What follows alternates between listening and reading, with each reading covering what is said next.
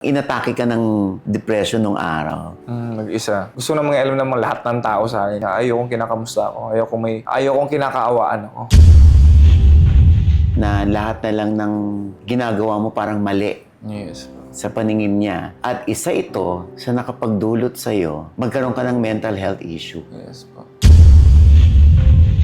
Kasi alam din nila mismo pinagdaanan ko. Paano nangyari lahat ng bagay. Hirap talaga na dati mama tumatawag nila. Uwi ka na lang. Habang umiyak. Uwi ka na lang. Kaysa magtiis ka dyan na ginaganyan ka. Masama nila sa'yo. So, dinaon natin ito. Yes po. Ano yung dahilan? Bakit lumaban ka? Siguro, vocal naman ako dito na like kung nga rin, ganyan ka, wala kang projects. Parang kasalanan ng management yan. Kaya ako pinapa-take down, Ma'am Odds, kasi Wow! Sold out! First day, 15 minutes. Second day ng concert, 1 hour lang. Ang taray, di ba? Eh di ikaw na, Wilbert Ross. Yes! Odds, Ayan. sa Diyos ko, tingin. singer, songwriter. Oh, naku, Diyos ko. Parang kailan lang. Kailan ang Mama Odds, yung last interview natin. Oo. Di ba? Naalala mo no na talagang naramdaman kita. Naramdaman mo. Kasi gustong-gusto mong i-push talaga yung career mo. Yeah. Yung kaya lang, sinong magbibigay sa akin ng break? Sinong magtitiwala sa akin? Yes. Parang feeling mo wala ka ng pag-asa noon. Yeah, pero feel ko wala akong pag-asa, pero I'm not planning to stop din and to change career. Oo. Kahit anong mangyari. Oh, kaya nga, tinan mo naman ngayon, Diyos ko, ikaw na. Nung nakita ko yon na sold out yung 2-day concert mo sa New Frontier Theater. Sa kailan na ito? July 25 and 26. Okay, imagine mo, sold out Kaya, hindi ka na problema ngayon. Sa promo po, wala Sa promo, wala ka ng ano ba ipo-promote mo? Wala nang mabibili ticket. Wala nang mabibili. Exactly, wala nang mabibiling ticket. At ano na lang, ipapaalala mo na lang sa kanila na pumunta kayo. Yun, paalala na like, thank you na lang sa bumili ng ticket.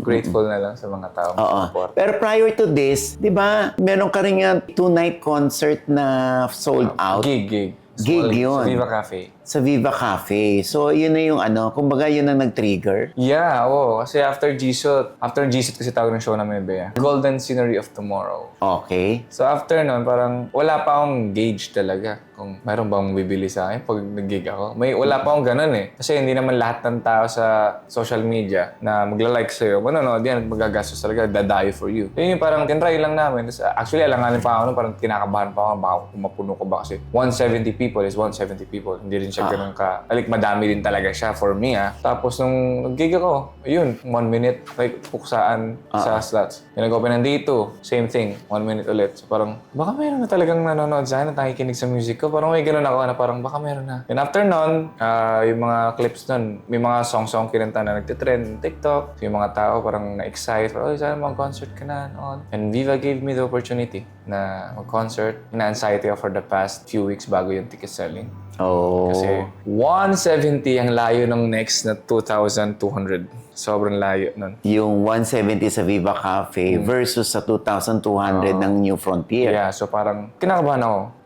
Kasi malala, kasi hindi ko kasi tinatanggal yung kaba ko lagi, Mama Odds, about sa mga ganun. Kasi I always believe na may mga kanya-kanyang market tayo. Hindi lahat ng tao, kilala ka talaga. Hindi lahat ng tao, market mo. So, kinakabahan talaga. So, nung lumabas na, you can expect, 15 minutes ata, ganun. So, parang, kasi ako, hiniling ko lang, ma-sold out ko siya kahit gano'ng katagal pa. Basta ma-sold out ko lang kasi baka hindi na ako makaulit. Baka ito lang yung chance ko na makapag-concert. So, ito na nga hindi ka na masyadong kinakabahan dahil sold out na nga. Habang yung iba kinakabahan kung masasell out ba yung ticket nila or alam mo yun, mauubos ba? Dahil sa panahon ngayon na napakahirap ng buhay. Isa pa po yan. Di ba? Sobra. So, ang tanong ko sa'yo ngayon, nagtataka ka ba? Saan galing sila? Saan Sobra. sila galing? Sobra. Bakit ganito kanila tangkilikin? Sobra, Mama Odds. Kasi active po ako sa X, yung parang social media, parang Twitter. Yung siyempre may mga ilan lang, yung mga nag-repost, nagko-comment sa akin doon. So parang feel ko, sila yung bibili talaga. Without me knowing na meron pala mga silent fan na tahimik lang at nag-aantay lang for me. na mag-concert from other province, mga nanay, may mga matatanda up to 6 years old na pumila pa sa ticket selling, gano'n. So, sabi ko, hindi mo talaga mahuhulaan eh. Like, malay mo na parang akala ko kasi konti lang talaga. Meron pa lang dyan silently supporting you from afar. Hindi maingay sa social media, hindi loud sa kanila pagsusuporta, pero nakikinig pala ng music mo, nanonood ng videos mo. And then finally, nakita nila na may concert ka and gusto nila maging parte doon sa history na yun ng buhay mo. Oh, so finally nagbunga na rin yung paghihirap na hindi mo yung struggles mo nung araw na hindi mo ma-imagine na pwede pala mangyari yun is dati, aminin mo, hopeless ka na parang ano nang gagawin ko? Gusto kong ituloy ito. For sure, kung maaalala mo yung interview na yun, sobrang layo na ng vibe. Di ba, Mama Osh? Yung simula pa na ano natin. Oo, tsaka umiiyak ka. Naiyak ako dun talaga. Oo. Kasi hindi naman kasi lahat, Mama Osh. Yung parang unang kita ng mga tao, parang may mass appeal agad. May attention agad na nakukuha. Kumbaga, hindi lahat ng tao sa showbiz siniswerte at nabibigyan talaga ng 1 taon pa lang, 2 taon pa lang. Mga tao din talaga na it takes time ng sobra. Na kailangan mo talagang pukpukin yung sarili mo just to improve yourself and para may ma-offer kang bago. Pero magandang testament po yun, Mama Osh, na hindi ibig sabihin nakita ka na, yun lang yung chance mo para sumikat or parang makilala. Meron at merong pwedeng maging chance mag-open ng door sa'yo. Oo. Buti hindi ka bumigay nung araw. Diyos ko. Hindi na po. Muntik talaga. Oo. At happy na ako na nung time na yun, Mama siyang iniisip ko lang, basta may pambayad ako sa condo, may pambayad ako sa bills ko at buhay ako dito sa Manila para hindi ako mapilitan talagang iwanan yung pangarap ko. Baga as long as buhay ako, may kinakain ako, sige mag-gig tayong maliliit dyan, racket maliliit dyan, tatanggapin ko lahat. Basta mabuhay lang muna ako kasi alam ko parang, okay, for now, pang buhay-buhay lang muna. So, ano yung feeling mo nakatulong sa'yo para lumaban? Kasi nung araw na in-interview kita, na pinaalis mo pa nga yung interview mo. Parang i-down mo muna yan, Mama Ogs, yung interview. So, ako naman syempre, sumusunod lang dahil ayoko naman na makadagdag pa sa problema mo. So, dinown natin ito. Yes po. So, ano yung dahilan? Bakit lumaban ka? Siguro, Mama Osh, vocal naman ako dito na hindi ko talaga ma-imagine yung sarili ko na hindi ginagawa tong bagay na to. At lagi kong sinasabi din na isang lifetime lang to, at least gawin mo yung bagay na gusto mong gawin. Tsaka yung mismong phase na to ng buhay ko, yung edad ko, syempre hindi naman forever nasa showbiz ka. And yung mismong pangarap, mismong straight kasi ako, Mama Osh, from the start. Ito gusto ko. Nangyari to. Ito pa din gusto ko. Pag may nangyari sa akin, ang ginagawa ko lang, iniiyak ko lang, nagkukulong lang ako ng saglit, pagkatapos umiyak, bangon ulit, isip ulit ng content, isip ng bagay na pwedeng magbigay ng chance sa'yo. So yun lang, pahinga lang. Hindi siya yung parang nasaktan ka, ayaw mo na. Nasaktan ako, magpapahinga lang ako, iiyak ko lang pagkatapos nun, game na ulit. So, kamusta yung mental health? Okay naman, Mama Osh. Malalim na yung pinagdaanan ko dati, Mama Osh. So, parang alam ko na siya paano i-handle. Kasi sa totoo lang, mas kung nangyari to before, baka di ko kaya. Kasi syempre habang mas nakikilala ka, mas dumadami yung bashers, issues na hindi mo ma-guess kung saan nanggagaling. Like, gusto lang ng mga tao mag-issue talaga. So, hindi siya naiiwasan. So, ngayon, hindi na ako nagbabasa. Pag may binabasa, block. Ganun lang. I protect my peace now. Oo, tama. Dati, nung kausap kita, sinabi mo na parang merong ilang tao sa industriya na parang pinipigilan ka, na parang ayaw kang makilala, na lahat na lang ng ginagawa mo parang mali Yes po. sa paningin niya. At isa ito sa nakapagdulot sa'yo para magkaroon ka ng mental health issue. Yes po. Oh, so iniisip mo pa rin ba siya ngayon? Yung taon na yon, or parang ginamit mo lang siya bilang parang tuntungan mo para mas lumaban ka? Hindi na, Mama Osh kasi I'm blessed right now. Blessed ako, happy ako, so hindi ko na dapat isipin yung mga nakaraan na kung paano nangyayari. Kasi dahil dun sa medyo mabigat at mahirap na pinagdaanan na yun, na-build yung character ko sa showbiz na grateful sa bawat blessings na binibigay. Nagbibigay lagi ng 100% sa kahit anong trabaho, acting, singing, lahat. Never naging relaxed at never nilagay sa ulo kung ano man ako. Kasi alam ko talaga na anytime pwedeng mabawi yan. Kasi kung hindi ko pinagdaanan yung Mama Osh, baka hindi ganito yung thinking ko sa career. Hindi ako nalilate, lahat, ganon. So, part siya nung mismong pagbuo sa kanya yun. Siyempre sa ibang tao, hindi. Sino ba si Wilbert Ross? Yung iba kilala ka na, one of the members of Hashtag. Yes po. Diba? So, parang ngayon, sasabihin nila dahil ikaw ay medyo maingay na ngayon. So, naungusan niya ng ibang hashtags. Hindi naman. may timing lang. May right time. Kasi, sabihin natin, yun yung time talaga nila. That time. Kumbaga, hindi ko talaga time na makilala nung mga panahon na yun. At sila din naman, may kanya-kanya silang time na eh. Hindi naman sabay-sabay sumikat yung mga members na yun. May mga buwan o may mga taon na mas sikat yung isa. Tapos bumaba, sikat na naman yung isa. Medyo natagalan lang yung sa akin ng konti. Sinasabi nga nila kung sumikat na daw kasi nawala na yung prime ng mga kagrupo ko. Sa isip ko naman, kung titignan mo ako that time na nasa hashtags pa ako, parang hindi ganun ka okay tignan.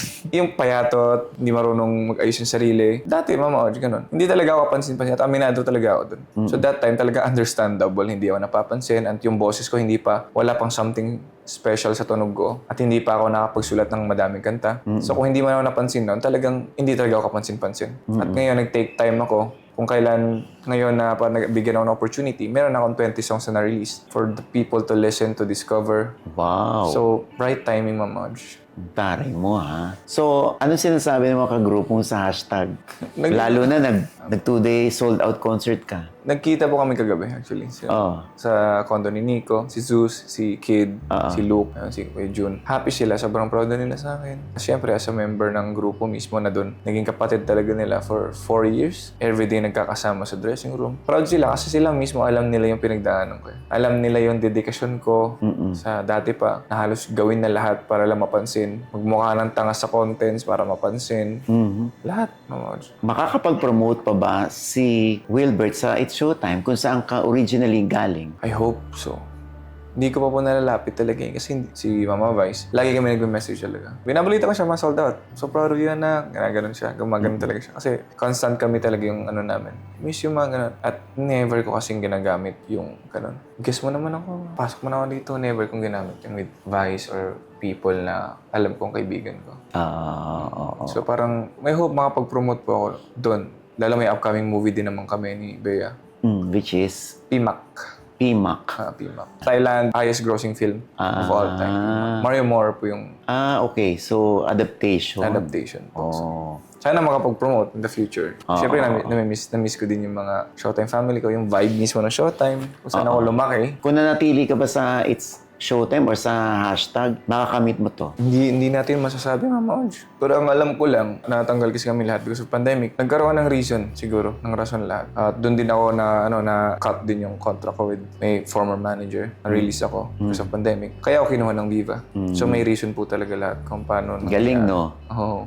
Na-imagine mo ba na talagang may pattern? May pattern. Pero dati, feeling mo wala ng chance. Nung nasa hashtag po, feel ko wala nang chance. Like, di ko na alam ano pa bang chance ko. Nakikita na ako ng mga tao sa TV araw-araw pero wala pa din yung appeal na gusto nila ako. So parang, yun yung isa sa mga reason kaya parang mahina ng loob ko dati kasi you're so exposed, but di ka pa sikat. Parang ganun. Sobrang grabe na exposure mo. Araw-araw ka sa noontime show na malakas. But di ka pa din sumisikat. So parang may part na sa akin na tinatanggap na baka wala talaga akong dating sa mga tao, sa masa. Ganun. Itong araw, ano yung naririnig mo sa ibang tao? About your career, about your existence sa showbiz? Grabe yun. Well, may part lang din ng Showtime. Sinabi lang na parang magtataka talaga ako sa sikat yung tao niya.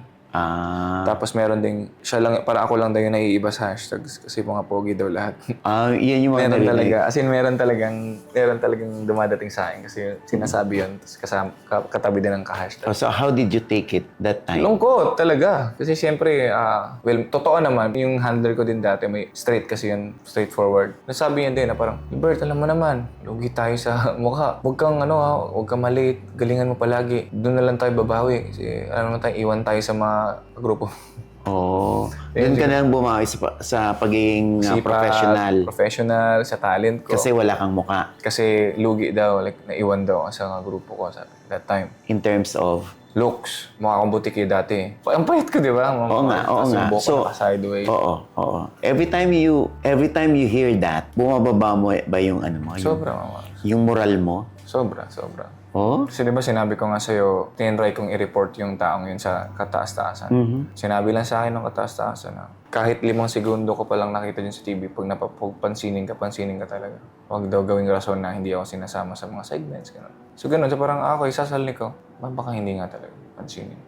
So ganun lang. Ganun na lang iniisip ko. Tinatanggap ko naman, pero hindi ako tumitigil. that time, tinatry ko eh. Yung pandemic talaga nagbigay sa akin ng chance, Mama Odge eh. Kasi parang alam naman natin na hindi talaga okay yung nangyari sa pandemic. Pero isang taon ako sa bahay, ang naisip ko lang is to improve myself. Yun lang yung parang inisip ko. Kasi may routine ako ginagawa for sa katawan ko. Tapos nagkumakanta ako lagi gamit ng gitara. So parang, okay, ni-reset ni Lord yung mundo ngayon. So ito yung time ko. Para may second coming din akong tinatawag. So yun yung ginamit ko. So ngayon, yun ang tingin mo sa taong yun na ikaw ang dahilan kung bakit ako nandito ngayon. Ang dami sila eh. Madami. Hindi lang kasi yun yung pinagdaan. Madami din talaga. Siya yung, pero okay na kami. Nag-usap na kami and all. Alam. Ay, talaga? Oo, sorry naman siya. At least okay na. Okay na. Tsaka na-realize ko nga Mama siya, I'm too blessed to think about negative past. Be thankful na lang talaga lagi sa kung anong nangyayari sa'yo ngayon. So, anong sabi ng family mo ngayon sa takbo ng iyong career? Siyempre, sobrang proud nila. Si Mama naiyak din, si ate naiyak din.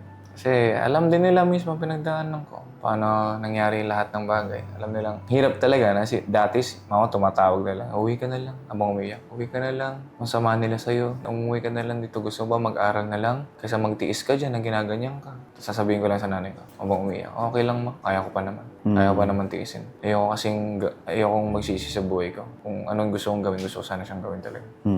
Kasi nga, kung tinapos mo yung buhay mo, wala nang sold out concert. Wala. Di ba? Yes, Kasi naalala ko yung kwento. Parang inatake ka ng depression nung araw, pero nalabanan mo. Mag-isa. Mag-isa. Yun kasi problema ko, Mama Odds. Pag may problema ko, ayoko talagang. Kaya ako pinapa-take down, Mama Odds. Kasi gusto namang alam naman lahat ng tao sa akin na kamusta, okay ka lang ba? Isanay kasi ako for the longest time na hindi ako nagsasabi na ayokong kinakamusta ako. Ayokong kinakaawaan ako. Kaya ako tina-take down yung last time. Kasi ang dami, kamusta ka na? Okay ka lang ba sa buhay mo? Hindi kasi nakakatulong sa akin na iirita lang ako sa parang mas okay sa akin na mag-isa lang. So yun ang dahilan, ba't mo pinatake down? Kasi nga, kinukumusta ka lagi ng tao after Nang ang dami na parang awang-awa after nila mapanood yung interview. Awang-awa sila sa akin, gano'n. Ayaw mo ng gano'n? Ayokong kinakamusta ako.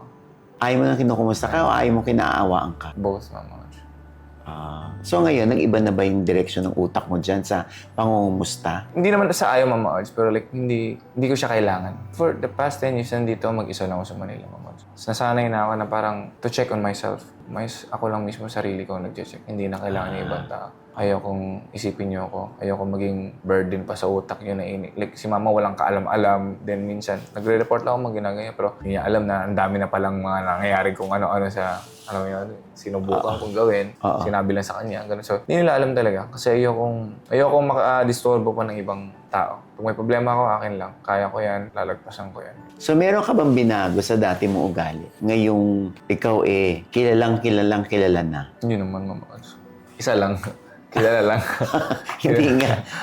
Meron ka bang binago na, eto babaguhin ko na kasi dati ganito ako. Ngayon hindi na. Being sensitive, yung tinatry kong maano sa sistema ko yung stoicism kahit paano. Hindi full, pagiging stoic. Yung pag may nangyari sa yung masama, isipin mo muna anong pwede mong gawin dito. May magagawa ka pa ba? Kasi kung nangyari na siya at wala ka nang magagawa, you need to move on.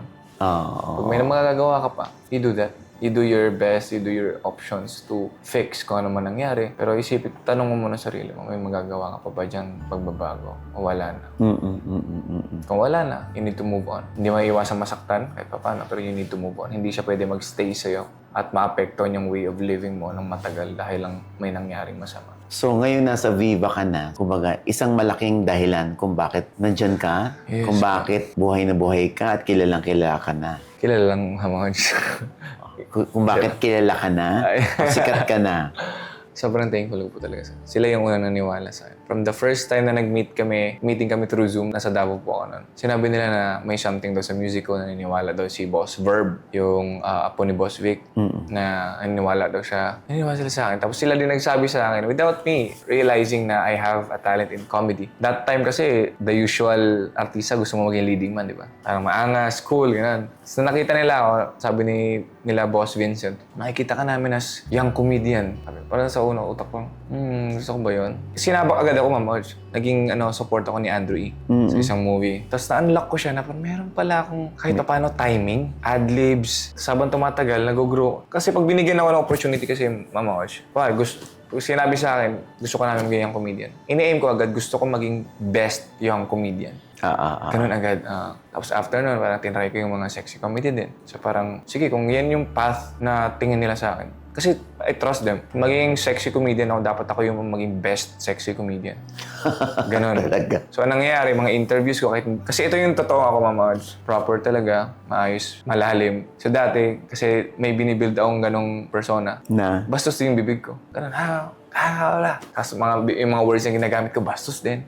Medyo double meaning ka magsalita. Oo, kasi if I'm gonna be a sexy Premium comedian, proper. I'm gonna be the best sexy comedian. Ganun lang. So ganun po lagi nag-i-aim. Hindi ako nag-i-aim ng one of the. Hanggang sa mabigyan tayo ng chance. Tapos nabigyan na ulit ngayon ng chance na nawala na dun sa pagiging sexy comedy. Leading man material, binigyan ako ng chance with Golden Scenery of Tomorrow. I prepared. Nag-prepare talaga ako. Kasi sabi ko, kinalculate ko yung chances na magkaroon ng impact sa buhay at career ko to. Wattpad adaptation. Madaming nanonood. And then, they request me for the specific role. Ni-request nila ako kasi same na singer-songwriter, artista, ganun yung role. At saka kwela. So parang ni-request nila ako. So parang niisip ko yung factors, ano bang factor na lumakas yung isang series. So naging hands-on ako. Nung namili ng director, si Direk Victor talaga yung parang sabi ko, pinupush ko talaga. So talagang ino-organize ko na mangyari yung mga bagay-bagay. And then, workout ako malala. As in, for 1 year, wala akong maayos sa trabaho talaga na regular. Pero buhay pa din ako. Pero workout. So parang nasa isip ko. Kasi that time, kulang eh. Kulang, hindi mo ka-leading man. Parang ganun, workout tayo. Workout ako malala. Tapos hindi ako nagsustory ng katawan muna, ganun. Kasi ginate-keep ko siya ng 1.5 year kasi ilalabas ko tong photoshoot ko na naka-topless mismo pag nasa book na. Kasi nandun lahat ng atensyon. Kasi pag nilabas mo siya ngayon, yun yung timing, right timing na ilabas mo yung mga bagay-bagay. Yung mga songs ko, nakasulat lang nandyan lahat, naka-ready, recorded na. The moment na mag-start yung series, labas ko lahat. Kung saan nandun yung atensyon. Nangyari talaga siya, Mama. So, Galing. kulang din ang sipag lang at dedikasyon. Minsan, kailangan mong gamitan din talaga ng planning. May utak din talaga mismo. Hindi siya yung parang blind lang na parang, gagawin ko to, magsisipag ako, sisikat din ako. You need to think din talaga kung paano. So, yung direksyon ng utak mo, no? Paano na talaga pag ganun, ano? So, kumusta ang love life mo? Wala mo ng love life? Okay naman, Mama Odge. When you say okay, meron. Happy naman. Happy naman ako, Mama Odge. Yung mga ganyang hawak eh. Stop ka na, Mama Ox. Parang ganun. Happy naman ako, Mama Odge. Okay, so Happy ako. ngayon ba ay nakakaipon na si Wilbert? Kahit pa paano, Mama Odge. May mga lupang nabili. May 4 na lupa ako dun sa probinsya. May isang palayan, may isang farmhouse. Yung farmhouse ko, may isang baka, mga 15 kambing, madaming manok, may fish pond. Pinagawan ko ng parang rest house doon. Wow. And then, meron pa akong 2 investment din na lupa sa Davao na pinapataas ko lang yung value. Buy and sell lang. So, ang nangangalaga na yung family Yung mo? family ko po. Oh. And then, maliban doon, I always invest in myself. Hindi ko tinitipid sarili ko pagdating sa mga supplements, mga skincare products, mga classes, voice classes, guitar classes. Oh. Hindi ko tinitipid sarili ko kasi syempre yun yung pinaka-best investment kasi pag nandyan na sa'yo, hindi na mawawala yun. Tama.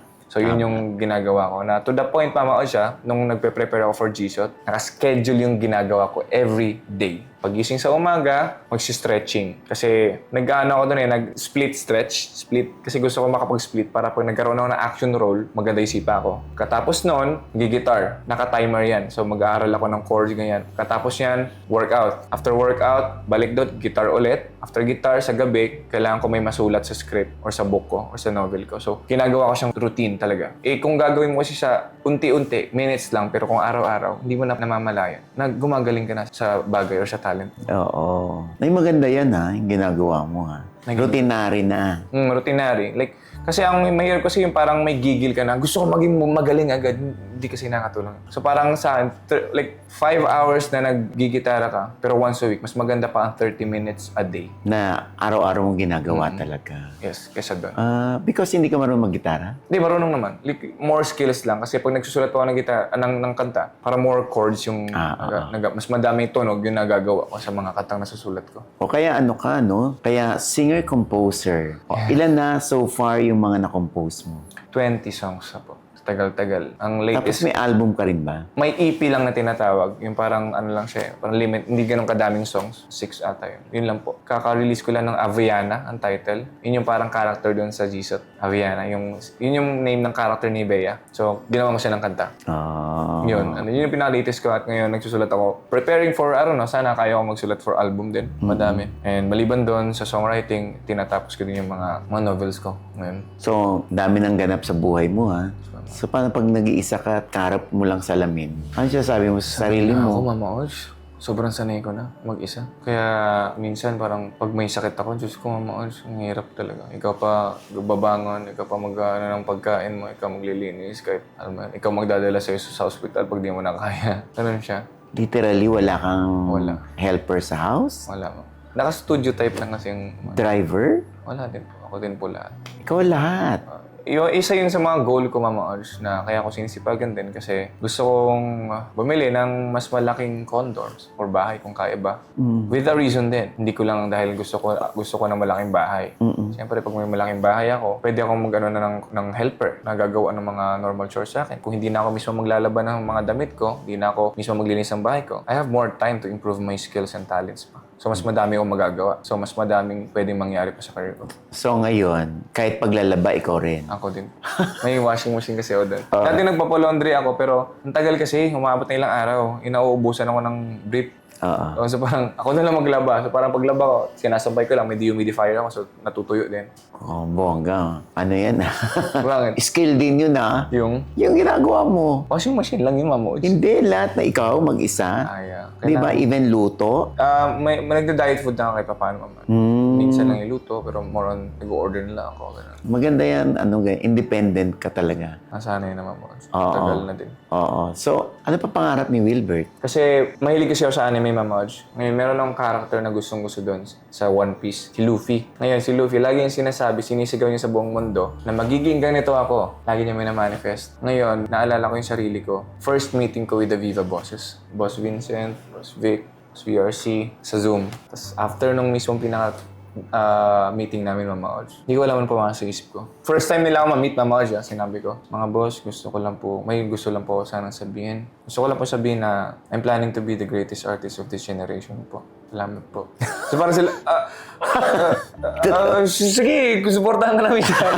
Alam mo, nabigla sila, Mama Ods, parang, saan galing yan? Hindi ko alam anong pumasok sa isip ko, Mama Ods. Para siyang tinaga ko siya na parang, ito po yung plano kong gawin. Well, ako, hindi ko alam kung makakatulong siya sa mga new artists ngayon. Pero sana nandun yung kagustuhan nila lagi. Yung passion. Yung passion, yung gutom, yung gigil na mangyari yung mga bagay-bagay. Tsaka, sana laging hindi management yung sisihin nila kung ba't wala nangyayari sa career nila. Kasi dapat magsisimula sa'yo yan. Andyan lang yung management to support you, to give you an opportunity pag na-prove mo yung sarili mo. Like, kung ganyan ka, wala kang projects. Parang, kasalanan ng management yan. Kung ano yung kasalanan ng management yan. Pero, nasa social media era tayo ngayon, ha? May TikTok, may Facebook. Pwede ka magpapansin. Pwede ka mag-showcase ang sarili mo para makilala ka ng mga tao. You have the chance. Hawak mo mismo yung sarili mo. Hawak mo ang beat. Hawak mo ang beat. Ngayon, ang tanong, gaano mo ba gusto na makilala at sumikat at ma-appreciate? Kasi kung gusto mo yan, dapat di ka na nagre-reklamo, gumagawa ka na agad. Yung idle time mo, gawin mong productive. Productive. 'Di ba? So, yun ang ginagawa mo. Ganun po lagi. Bawat project na binibigay sa akin, grateful ako lagi. Lagi ko siyang tinitreasure, lagi akong thankful. Lagi kong sinasabi sa utak ko na thank you sa bagong project po at sana magkaroon pa. Hindi yung parang sure ako magkakaroon pa. Lagi nandun yung hope at wish na sana magkaroon pa po ulit. Para hindi ka maging kampante kasi alam naman natin sa showbiz, anytime, pwedeng sikat ka ngayong buwan na to, next month, ganun kabilis na yung pacing ngayon sa showbiz. So, ano yung naiisip mo na kung ginawa ko to noon, hindi sana ako ngayong ganito?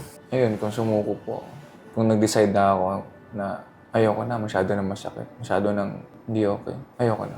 Magtrabaho na lang ako. Kung ginawa ko yun, wala ako dito ngayon. So kung wala pang nangyayari sa buhay mo ngayon, ano kaya yung work mo ngayon? O ano kaya si Wilbert? Baka nagbanda po ako. May mga gig lang. Gusto ko po talaga kasi kumanta. Pero maliban doon, baka nag-business din po ako talaga. Kasi passion ko din po talaga yung business. Anong may papayo mo ngayon sa mga bata? Lalo na sa mga struggling. Sa mga newcomers, mga aspiring. hawak niyo ang beat. Hawak niyo ang beat. So, gamitin niyo yung beat. Huwag niyong hayaang didiktahin ng ibang tao yung career niyo or yung mismong para sa inyo. At sana gutom kayo. Mangyari talaga yung bagay. Hindi yung parang, ito kasing difference ng gusto ko mag-showbiz at maging artista sa gusto ko maging artist, Ma'am Conch. Akala mo parehas ang artista at saka artist. Magkaiba bang artist sa Well, pagiging artista? Well, kasi yung artista kasi, Mama Kosh, iba na yung meaning dito. Artista, showbiz. Yung artist kasi, someone gumagawa ng art na mahal yung arts nila. Yung kasi yung different, Mama Kosh. Pag gusto mo maging artista, gusto mo lang sumikat. Sa kahit anong paraan. Kahit wala kang talent, gusto mo lang sumikat. Pag artist ka, gusto mong makilala yung art mo, hindi ikaw directly. Bonus na lang nakilala ka kasi yung art mo yung ina-appreciate ng tao. Yun po yung difference. No? Artista, ikaw mismo ang gusto mo makilala. Yung katauhan mo. Artist, yung art mo yung gusto mo makilala. Bongga yan, bago yan. Ha? Tama naman yun. Tama naman. In fairness, oo. So, ano sasabihin mo sa sarili mo ngayon? Siyempre, I'm so proud of you. Hindi ka sumuko. Buti hindi ka namatay. Buti hindi ka namatay. Hindi ka sumuko. Tagal-tagal pa. Like, hindi ganun kadali. Hindi ganun kabilis. Ang tagal. Sobrang slow burn nang nangyayari sa'yo. Pero yung slow burn na bagay na yan, yun yung reason kaya mo na i-improve yung sarili mo for specific timing na para sa'yo. So, Wilbert, sa dami ng kinumpose mo na awit, at sa takbo ng buhay mo ngayon, at sa storya ng buhay mo, ano yung nababagay na song na kinumpose mo na gusto mo i-dedicate sa sarili mo? Ko. Ano siya yung isang song ko talaga, ang title niya is Biyahe ng Buhay. Sa pag-ikot ng gulong, naghahanap ka ba ng taong sasabay? Sa biyahe ng buhay, kung ganon ay wag nang mangamba. Hindi ka na mag-iisa, aking mahal. Ako na ang bahala, matulog sumandal.